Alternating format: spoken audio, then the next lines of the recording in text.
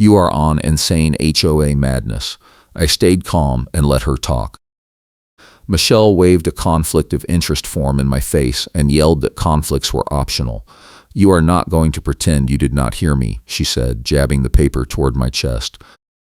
I stood on my porch in Survey Ridge Landing, with a folded highlighted page in my hand and a mail carrier frozen at the mailbox cluster behind us, trying to get around the crowd. The form she was waving had my name on it, or at least it looked like my name, and she kept insisting I had signed it 2 years ago to waive my right to dispute vendor relationships. I had never seen the document before in my life. The problem was that Michelle Sanchez, treasurer of the Survey Ridge Landing Association, had a stack of identical forms in her car, and she was about to use them to bury me. I teach night classes at a community college, and I cannot afford a single complaint making it back to my department chair, so I keep my head down. But Michelle does not care about keeping your head down. She cares about making sure you know she runs this neighborhood, and if you question her, she will find a rule to destroy you with. The conflict of interest accusation was her latest weapon, and it tied directly into a cold case from 3 years ago that nobody in Survey Ridge Landing talks about anymore. A landscaping vendor had been fired after allegations of kickbacks to a board member, and the money trail had never been fully explained. The case had gone quiet after the vendor sued and settled, and the board minutes from that year were missing half their attachments. I had moved into the neighborhood 2 years ago and heard whispers about it, but I never cared enough to dig. That changed yesterday when someone posted in the neighborhood group chat that I was a repeat offender, citing a violation from 2022 that I could not have committed because I did not live here yet. The post included a scan of a violation notice with my address and a date stamp, and it looked official enough that 3 neighbors asked me privately if I was okay. I told them it was a mistake, but when I tried to get the original notice from the management office, they claimed they had lost my file. Twice.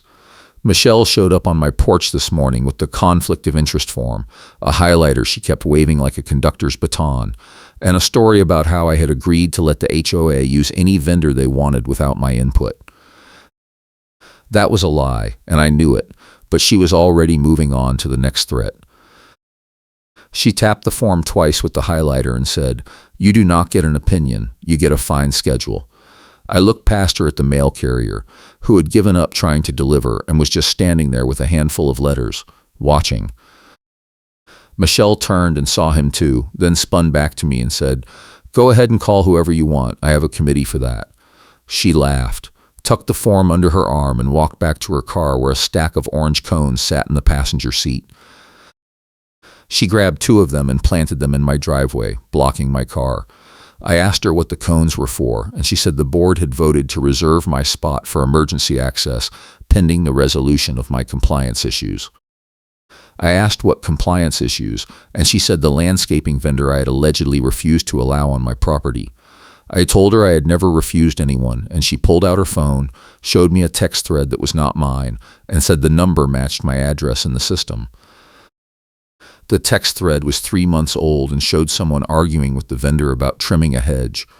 The problem was that I do not have a hedge, and my phone number was different. I took a photo of her screen before she pulled it away, and she told me that was harassment and she would be reporting it. Then she got in her car and left, cones still in my driveway. I went inside and pulled up the neighborhood group chat post from yesterday. The scan of the violation notice was dated March 2022, and it cited failure to maintain exterior paint standards. I had bought my townhouse in June 2023, more than a year after the alleged violation. I screenshotted the post, opened my purchase agreement, and confirmed the closing date.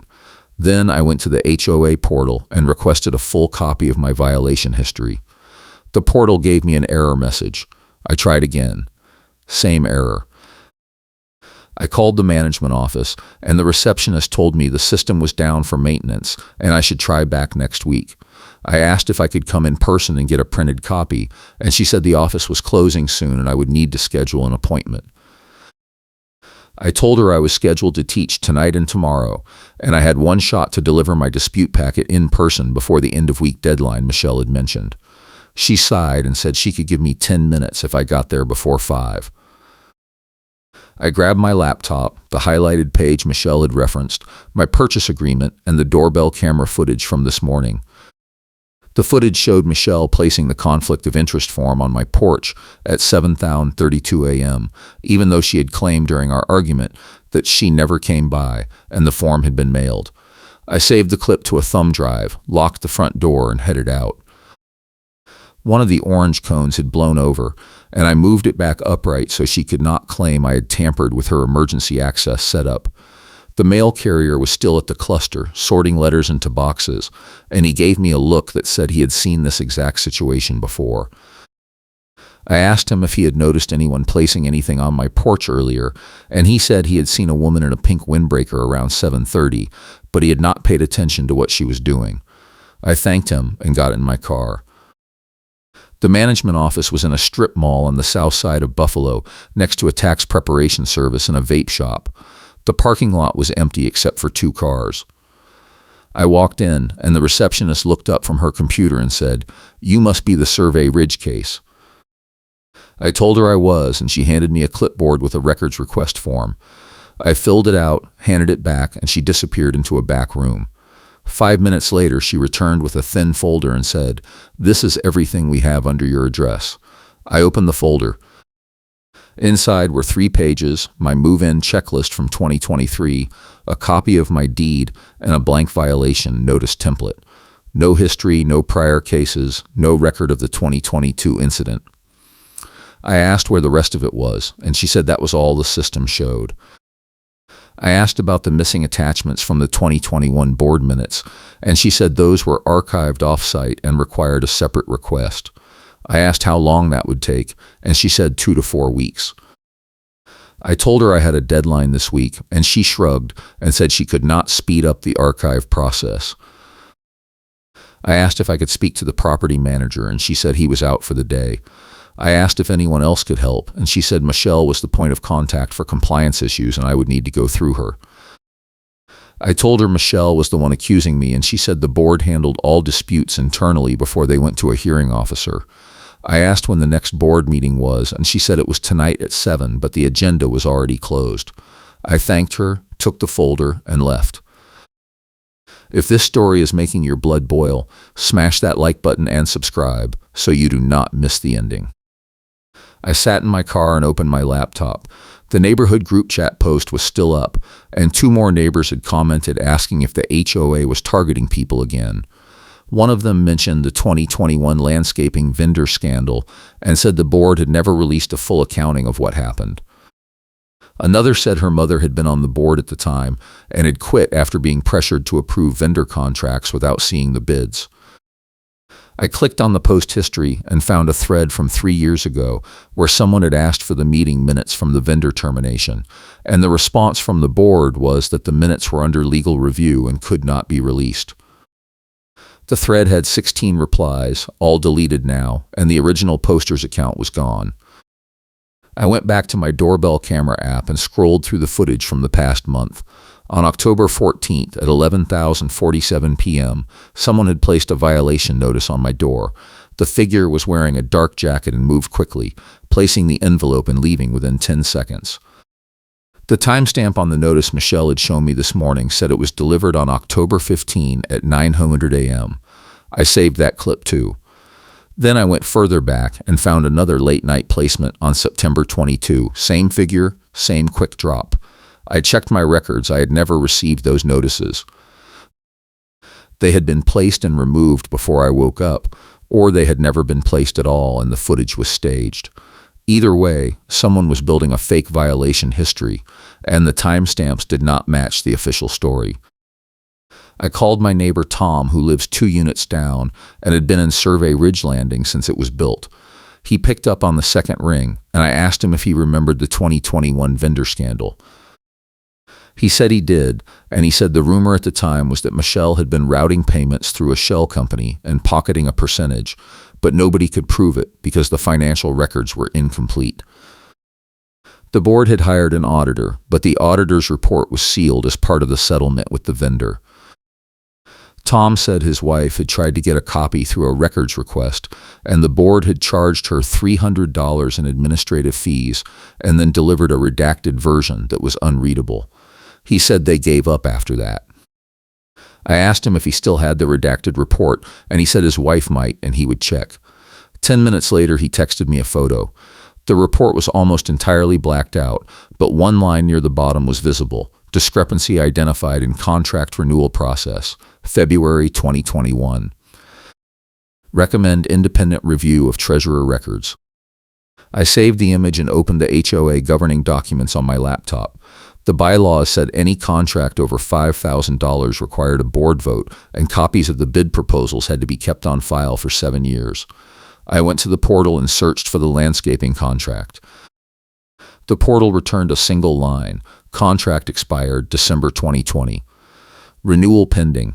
There was no record of a renewal vote, no record of bids, and no record of payments after January 2021. But the landscaping company had continued servicing the neighborhood through June 2021, according to the neighborhood newsletter archives I found on the community bulletin board page. Someone had approved the work, someone had paid for it, and the board had never documented any of it. That was the cold case. The vendor had been fired in June 2021 after threatening to sue over unpaid invoices. The board had settled quietly, and the financial records had disappeared. Michelle had been treasurer the entire time. I called Tom back and asked if he knew anyone else who had questioned the vendor situation.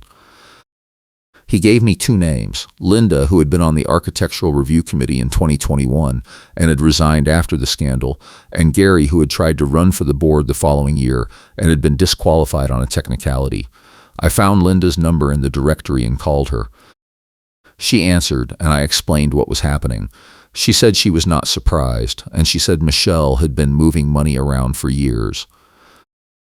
Linda said she had seen duplicate invoices during her time on the committee, and when she brought it up at a meeting, Michelle had accused her of not understanding basic accounting and threatened to file a defamation claim. Linda quit the next week. I asked if she still had any of the invoices, and she said she did not, but she remembered the vendor's name, Green Edge Landscaping. I asked if she knew what happened to the owner, and she said he had moved to Pennsylvania and stopped doing business in New York after the lawsuit. I hung up and searched for Green Edge Landscaping. The business was dissolved in 2022, but I found an old Yelp page with a phone number. I called it. The number was disconnected. I tried the Pennsylvania Business Registry and found a new LLC under the same owner's name, Edgeline Property Services. I called that number, and a man answered. I introduced myself, explained I was a homeowner in Survey Ridge Landing, and asked if he remembered the 2021 contract dispute. He was quiet for a moment. Then he said, "I remember. They owed me $43,000, and they paid me $22,000 in the settlement because my lawyer said fighting it would cost more." I asked him if he had records of the invoices and payments, and he said he had everything. I asked if he would be willing to share copies, and he said he would if it meant Michelle finally got what was coming to her. He emailed me a zip file 20 minutes later. The file contained 12 months of invoices, payment receipts, and email threads. The invoices showed monthly charges of $3,500 from January 2021 through June 2021. The payment receipts showed irregular payments, $8,000 in February, nothing in March, $12,000 in April, nothing in May, $15,000 in June. The email showed the vendor asking Michelle repeatedly for an updated payment schedule, and Michelle responding with vague promises and then going silent. The final email, dated June 18, 2021, was from the vendor's lawyer demanding full payment within 10 days or they would file a lien. 3 days later, the board terminated the contract and accused the vendor of overcharging. The settlement agreement, attached as a PDF, included a clause prohibiting the vendor from discussing the case publicly or providing records to third parties without board approval. I was not the board, and the vendor did not care anymore. I matched the payment dates to the board meeting minutes I had downloaded earlier. February 2021, no mention of a landscaping payment. April 2021, no mention. June 2021, no mention. Every payment had been made outside the normal approval process, and none of them appeared in the treasurer's reports. I opened the HOA bank statements I had requested 3 months ago when I first moved in and noticed a missing month in the records. The statement showed January, March, April, June, but February was missing. I had assumed it was a clerical error at the time, but now it looked intentional. February was when the first irregular payment had been made, and the statement would have shown where the money came from. I checked the portal again for archived financial documents. The portal let me download treasurer reports going back to 2019, but every report from February through May 2021 had the same note at the bottom: amended per board resolution, attachments removed for clarity. I downloaded them anyway. The report showed income from HOA dues, expenses for common area maintenance, and a line item called vendor services that was always exactly $3,500, even in the months when the vendor had been paid $8,000 or $12,000 or $15,000. The discrepancy was right there in the documents, and nobody had caught it because nobody had compared the reports to the actual bank statements. I printed everything and put it in a binder. Then I drove back to the management office. The receptionist was locking the front door when I pulled in. I jogged over and asked if I could leave a packet for the property manager. She said she could not accept anything after hours, and I would need to come back tomorrow. I told her I had a board meeting tonight, and I needed this on record before then. She sighed, unlocked the door, and let me in. I handed her the binder and asked her to timestamp it and give me a receipt. She looked at the binder, saw the invoices and bank statements, and said, "This is going to be a problem." I told her it already was a problem, and I needed her to log it. She stamped the cover page, wrote the date and time, and handed me a carbon copy. Then she said, "You know Michelle is going to lose it when she sees this." I told her that was the point. I left and drove to the community center where the board meeting was being held. The parking lot was half full, and I recognized a few cars from the neighborhood. I grabbed my laptop and the thumb drive with the doorbell footage and walked in. The meeting room was set up with a long table at the front for the board and rows of folding chairs for residents. Michelle was already seated at the table, talking to the HOA president, a retired dentist named Frank who mostly let Michelle run things. I sat in the back row and waited. Frank called the meeting to order at 7, ran through the usual announcements, and then opened the floor for resident comments. 3 people stood up to complain about street parking rules, and Frank said the board would take it under advisement. Then Michelle cleared her throat and said, "We have a compliance matter to address regarding a resident who has been uncooperative with vendor access and has made defamatory statements about board members." She did not say my name, but everyone turned and looked at me. Frank asked if the resident in question wanted to respond, and I stood up. I said I had submitted a dispute packet to the management office earlier today, and I requested that the board review it before proceeding with any compliance action. Michelle said the packet was not on tonight's agenda and would need to be scheduled for next month. I said the packet documented financial discrepancies going back to 2021 and included evidence of improper payments to a vendor. The room went quiet. Frank asked what I was talking about, and I said the landscaping contract from 2021 had never been properly renewed, payments had been made off the books, and the treasurer's reports had been amended to hide the discrepancies. Michelle stood up and said, "That is a baseless accusation, and I will not sit here and be slandered." Frank looked confused and asked if anyone had a copy of the packet I was talking about. I said the management office had it, and I had a receipt showing I submitted it at 5:43 p.m. Michelle said the office was closed at that time, and anything submitted after hours was invalid. I held up the carbon copy with the timestamp and said the receptionist had logged it. Frank asked Michelle if she knew anything about amended treasurer reports, and Michelle said all reports were reviewed and approved by the board and any amendments were standard practice. I asked if the board had reviewed the February 2021 bank statement, and Michelle said that was outside the scope of this meeting. I asked why the statement was missing from the portal, and Michelle said it was an administrative error and had been corrected. I pulled up my laptop and showed Frank the download log from the portal showing the missing month. Frank looked at Michelle and said, "Can you explain this?" Michelle said the system had been upgraded in 2022, and some files had not migrated properly. I said the files had not failed to migrate, they had been removed manually, and the audit report from 2021 recommended an independent review of the treasurer's records. Michelle said the audit was confidential, and I had no right to reference it. I said a homeowner had provided me with a copy, and the report clearly identified discrepancies in the contract renewal process. Frank asked if I had the audit report with me, and I said I had a photo of the unredacted section. I pulled it up on my laptop and handed it to him. He read the line about the discrepancy in the recommendation for independent review, then looked at Michelle and said, "Did we ever do that review?" Michelle said the board had reviewed the matter internally and determined no further action was necessary. I said the vendor had provided me with invoices and payment records showing irregular payments that did not match the treasurer's reports, and those records were in the packet I submitted. Michelle said the vendor's records were inadmissible because the settlement agreement prohibited him from sharing them. I said the agreement prohibited him from discussing the case publicly, but it did not prevent him from providing records to a homeowner conducting an independent investigation. Frank looked uncomfortable. He asked the board secretary to retrieve the packet from the management office. The secretary left, and the room sat in silence for 5 minutes. Michelle stared at me the entire time. When the secretary returned, she handed the binder to Frank.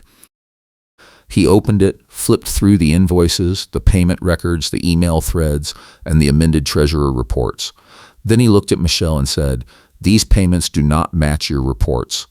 Michelle said the reports were accurate and the vendor had inflated his invoices.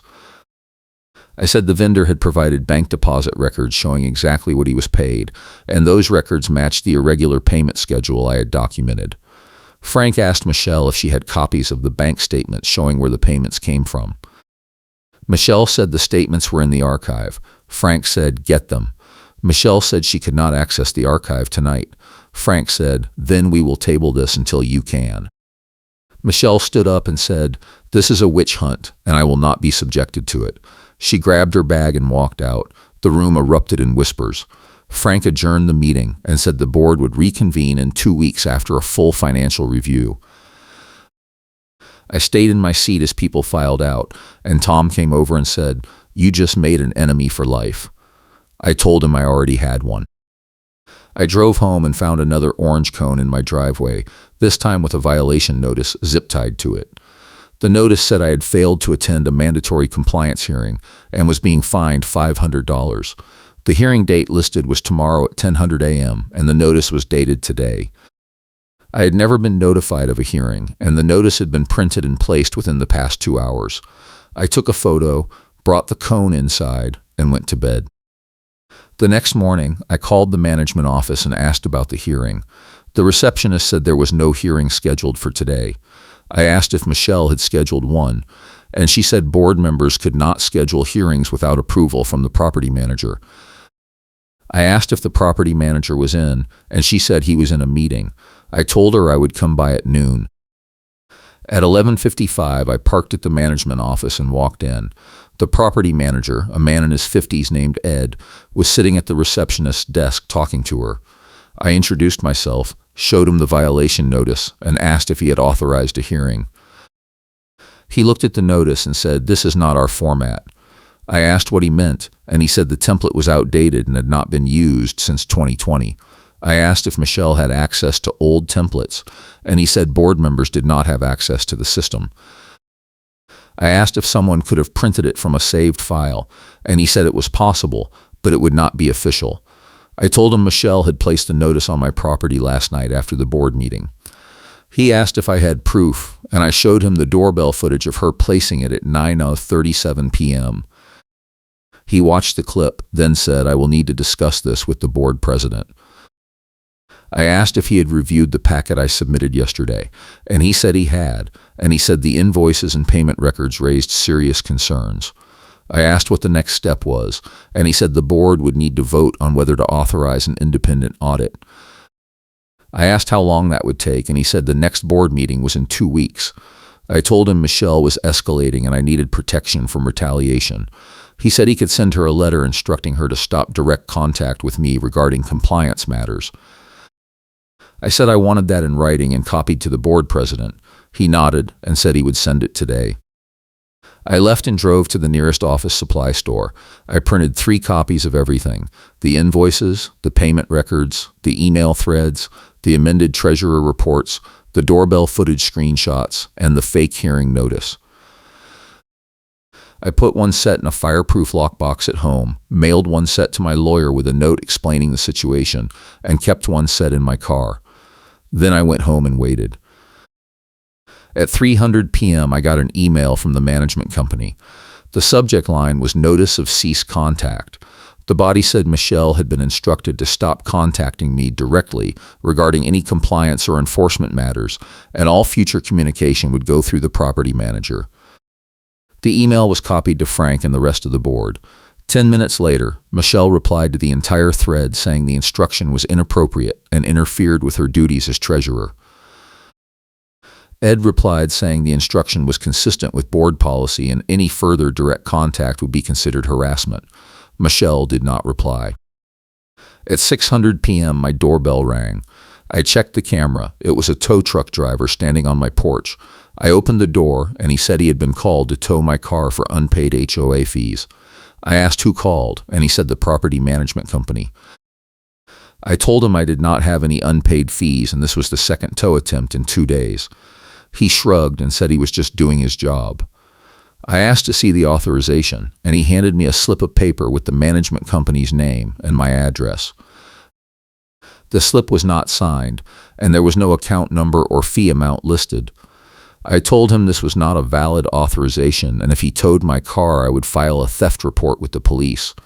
He looked at the slip again, said, "Yeah, this does not look right," and got back in his truck and left. I called Ed and told him someone had impersonated the management company in order to tow. He said that was impossible because all tow authorizations went through his office and required his signature. I sent him a photo of the slip and he said, "That is not our form." I asked if he had received any tow requests for my address, and he said he had not. I asked if Michelle had access to the management company letterhead, and he said she did not. I asked if she could have called the tow company directly and claimed to be from his office, and he said she would not do that. I said she already did. He said he would call the tow company and investigate. At 8:00 p.m., Ed called me back. He said the tow company had received a call from someone identifying herself as Michelle Sanchez, HOA treasurer, and requesting a tow for unpaid fees. The driver had not asked for authorization because Michelle had given him the management company's name and address, and he assumed it was legitimate. Ed said he was terminating the relationship with the tow company effective immediately and filing a complaint with their regional supervisor. I asked if he was going to report Michelle's conduct to the board, and he said he was scheduling an emergency meeting for tomorrow night. The next evening, I arrived at the community center at 6045. The parking lot was nearly full. Inside, the meeting room was packed with residents. Frank called the meeting to order and said the board had been informed of serious allegations regarding treasurer conduct and financial irregularities, and the purpose of tonight's meeting was to review the evidence and determine next steps. Michelle was seated at the table, arms crossed, glaring at me. Frank asked Ed to present his findings. Ed stood up and summarized the packet I had submitted: the vendor invoices, the irregular payments, the amended treasurer reports, the missing bank statement, and the audit recommendation. He then described the fake hearing notice and the fraudulent tow authorization. He said both incidents violated board policy and state law, and he recommended the board suspend Michelle's enforcement authority pending an independent investigation. Michelle stood up and said, "This is a coordinated attack by a disgruntled homeowner who refuses to follow the rules." She said I had defied vendor access requirements, made false statements to the management company, and harassed her personally. She said the conflict of interest form I had signed in 2021 gave the board full authority to manage vendor relationships without my input. I stood up and said I did not live here in 2021, and I never signed that form. She said the signature is on file. I said, "Show me." Frank asked Ed if he had a copy of the form. Ed said he did not, and the file was in the archive. Michelle said she could retrieve it next week. I said, "You cannot retrieve it because it does not exist, and you forged the 2022 violation notice to create a fake history." Frank asked if anyone had proof of forgery, and I said I did. I pulled out my laptop and played the doorbell footage from October 14 showing someone placing a notice at 11:47 p.m., followed by footage from the next morning showing Michelle claiming the notice had been delivered at 9:00 a.m. Then I played the footage from last night showing Michelle placing the fake hearing notice at 9:37 p.m. The room went silent. Frank looked at Michelle and said, "Did you place those notices?" Michelle said, "I was performing my duties as treasurer." Frank said, "Your duties do not include placing notices outside the official process or backdating them." Michelle said, "The process is whatever the board authorizes." Frank said, "The board did not authorize this." Tom stood up from the middle of the room and said, "I have been in this neighborhood for 8 years, and I have watched Michelle weaponize fees and intimidate anyone who questions her. My wife tried to get financial records in 2021, and Michelle charged her $300 and delivered a redacted report. This has been going on for years, and nobody wanted to be the target." Frank asked if anyone else had similar experiences. 4 people raised their hands. One woman said Michelle had threatened to fine her for a mailbox color that was not in the rules. Another man said Michelle had tried to tow his car during a snowstorm because his guest had parked in a visitor spot overnight. A third woman said Michelle had accused her of stealing HOA funds during a meeting, then refused to apologize when the accounting error was found. The room buzzed with anger. Frank looked at Michelle and said, "I think it is clear we have a pattern here." Michelle said, "You are all conspiring against me because I enforce the rules you are too weak to enforce." Frank said, "The rules apply to everyone, including you." He called for a vote to suspend Michelle's enforcement and investigative authority pending an independent audit. The motion passed 4-1, with Michelle voting against. Frank then said the board would hire a forensic accountant to review all financial records from 2019 forward, and the results would be presented at the next meeting. Michelle stood up and said, "I resign, effective immediately." She grabbed her bag and walked out. The room erupted in applause. After the meeting, I stayed behind to talk to Ed. He said the board had voted to appoint a neutral hearing officer to review all pending compliance cases, including mine, and Michelle would be barred from participating. He said the tow company had fired the driver who accepted the fraudulent authorization and issued a formal apology. He said the management company was also reviewing its vendor contracts to ensure no other conflicts existed. I thanked him and asked when I could expect the charges against me to be dropped. He said the hearing officer would make a final determination within 30 days, but based on the evidence, he expected full dismissal. I went home and checked the neighborhood group chat. The post accusing me of being a repeat offender had been deleted, and the original poster had issued an apology saying they had been given false information by a board member. 3 neighbors messaged me privately to thank me for standing up to Michelle. One of them said her husband had been targeted in 2020 and had just paid the fines because he did not think he could win. I told her to file a refund request with the new hearing officer and include any documentation she had. She said she would. 2 weeks later, the forensic accountant presented his report to the board. The report found that Michelle had made 17 unauthorized payments to vendors between 2019 and 2021, totaling over $90,000. Most of the payments were to Green Edge Landscaping, but others went to a paving company and a lighting contractor, both of which had done work in the neighborhood without board approval. The accountant also found that Michelle had created fake invoices to justify the payments and had amended treasurer reports to hide the discrepancies. The report concluded that Michelle had likely pocketed a percentage of each payment through a shell company, but the exact amount could not be determined because the shell company's records were incomplete. The board voted to refer the matter to the district attorney's office for investigation. The hearing officer dismissed all charges against me and issued a written finding that the 2022 violation notice was fabricated and the conflict of interest form did not exist.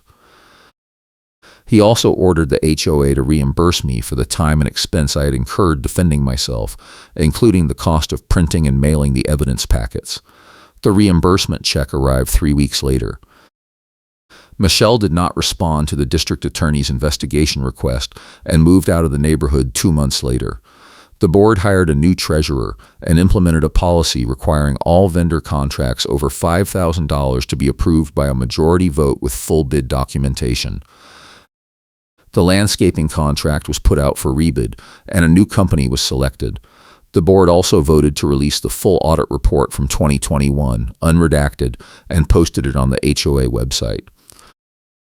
The report confirmed that the contract renewal process in February 2021 had been irregular and that Michelle had authorized payments without board approval. It also noted that the management company had failed to flag the discrepancies, and the board had been negligent in its oversight. Tom's wife filed a refund request for the $300 she had paid for the redacted report in 2021, and the hearing officer approved it. 2 other homeowners filed similar requests for fees they had paid under duress, and both were approved. The board set aside a $10,000 reserve fund to cover potential refunds from cases dating back to 2019. I kept the binder with all the evidence in my lockbox, just in case. I also kept the doorbell footage backed up on 3 separate drives. The mail carrier still gives me a nod when he sees me at the mailbox cluster, and one time he said, "Glad you got that sorted out." I said, "Me too." 6 months later, I got a letter from the district attorney's office saying Michelle had been charged with theft by deception and forgery. The letter said the case was proceeding, and I might be called as a witness. I have not been called yet, but I am ready if I am. The HOA attorney refused to represent them after seeing my packet and the room panics, and the board had to hire new counsel. The new attorney reviewed the governance documents and recommended a dozen policy changes to prevent future abuse, and the board adopted all of them. Survey Ridge Landing is quieter now. The board meets once a month, posts the minutes online within a week, and responds to resident questions without the theatrics. Frank stepped down as president after 1 term, and a retired accountant named Linda took over. She runs the meetings efficiently and does not tolerate any nonsense. The orange cones are gone. The fake notices are gone. The vendor relationships are documented and transparent. The rules are still the rules, but now they apply to everyone the same way. I still teach nights at the community college, and I still keep my head down. But I also know that if someone tries to weaponize a rule against me again, I have a system. I document everything, I gather the proof, I follow the process, and I do not stop until the truth comes out. Michelle learned that the hard way. She insisted it was an easement issue, and the recorded plat disproved it, and she kept moving goalposts until she ran out of room to move. The HOA canceled the vendor relationship tied to the abuse, and Michelle was ordered to stop contacting me directly. A regional supervisor intervention stripped her informal authority, and she never recovered. The funny thing is, she did it to herself. Every fake notice, every backdated form, every fraudulent tow authorization added another piece to the case against her.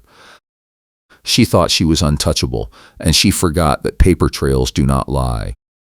I will catch you in the next upload.